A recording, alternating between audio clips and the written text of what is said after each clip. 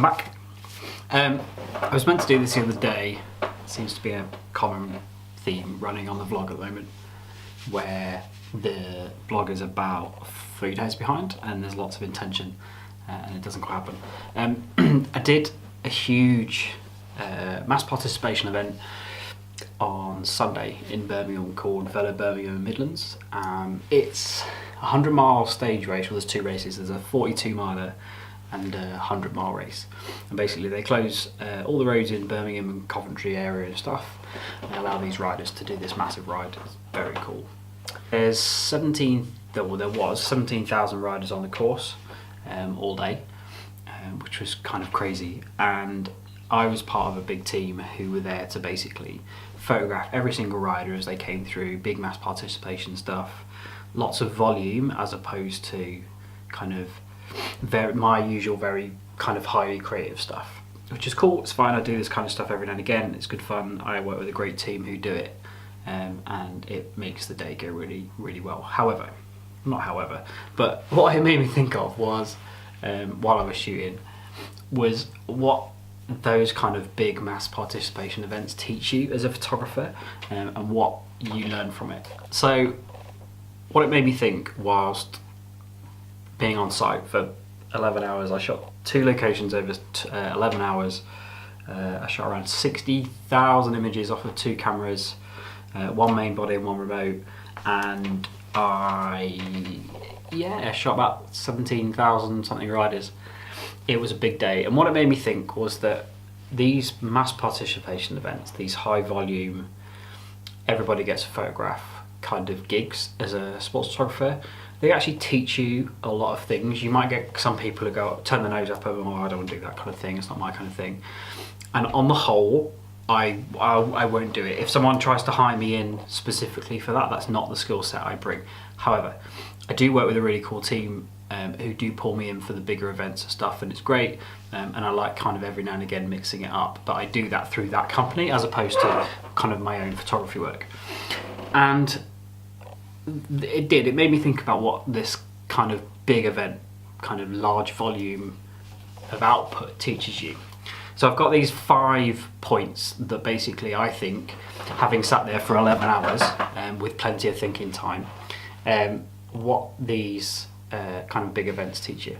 So first off, it teaches you to get really comfortable with your camera. What we tend to do is, for these ones, we'll be locked off a bit on a monopod, and you kind of need to dial everything in first before all the participations and the riders, in my case, before they all stream through the viewfinder.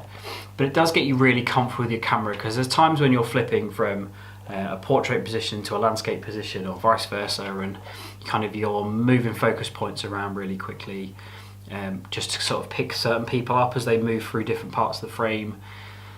And these events teach you how to do that and get really comfortable with your camera. There's no real substitute that you can do in a day without sitting there for 11 hours photographing tens of thousands of people. It just gets you really comfortable with everything, you know, and I've done quite a few of these now, so the more I do of them, the more comfortable I become, which is great. They do definitely teach you how to get more comfortable. 2, it teaches you to think about context. So it makes you think about where you are, what's in frame, what's on your background, because if you're out doing, you know, kind of lovely posh PR/marketing type photos, and you know you get one, and you get it back on the laptop, you look at it and it's ace, and you think, oh, it's brill, and you go, oh, there's a bin in the background. You can kind of either discard that photo, you can Photoshop it out, etc, etc, etc. Doing this kind of event, you can't do that, so you have to really think. Because, I mean, I shot, in my first location, I shot something like about 35,000 images off of 2 cameras, and it's an awful lot of imagery. You can't Photoshop all that out, so if you've got a bin in the way or you've got a lamppost in the way, you need to work around it. And we tend to work, when I do stuff for this company, what we do is we tend to work with really nice backdrops. So I was sat in front of Coventry Cathedral for a while, and you know, you want to bring that into the photo, you want to make that a key part of the image as the rider, in my case, moves through. So these big events, where you are rattling off image after image after image after image of people, you know, from the same location, it really makes you think about what's in frame, you know, what's your composition like, because you're going to be repeating that photograph 5, 6, 7,000 times. Number 3, it gets you used to triggering the shutter with different fingers. So after probably 4 or 5 hours, back button focusing and then firing a trigger all day long gets really tiring. So actually what I started to do is I started to move my fingers across, which I often do if I'm working very, very long shifts like this.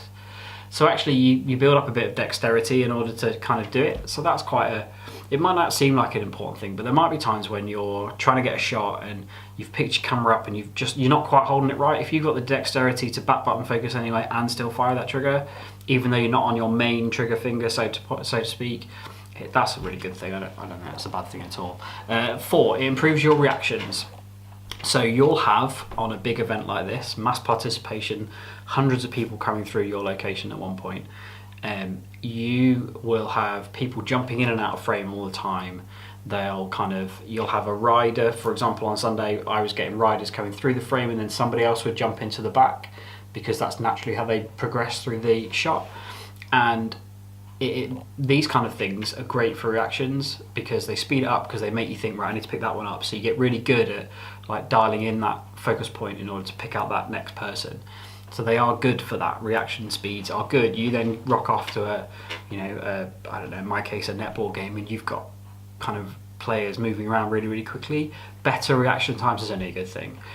And 5, and this is an important one, I think, because it teaches you a much bigger skill, is these big events like this where you're photographing everybody, teaches you how to nail a JPEG.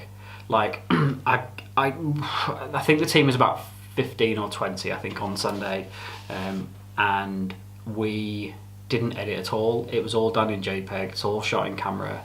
It's all created properly first. So we'll dial exposure up and down, but we'll dial everything in color profile wise and white balance wise and shutter speeds and all that kind of stuff. It all gets dialed in first, and then we'll just compensate for the exposure as and when the light changes, because you can't really kind of compose and change settings for every single image. It's not feasible. It just doesn't work. So it really teaches you something like this, how to nail that JPEG, make the pitch on the back of the camera absolutely bang on. And that's great, because that teaches you, even if you don't shoot in JPEG normally, even if you go off and shoot in RAW after an event like this, it teaches you how to get it absolutely bang on right pretty much in camera, so that you're not spending then 4 hours per image on the edit afterwards.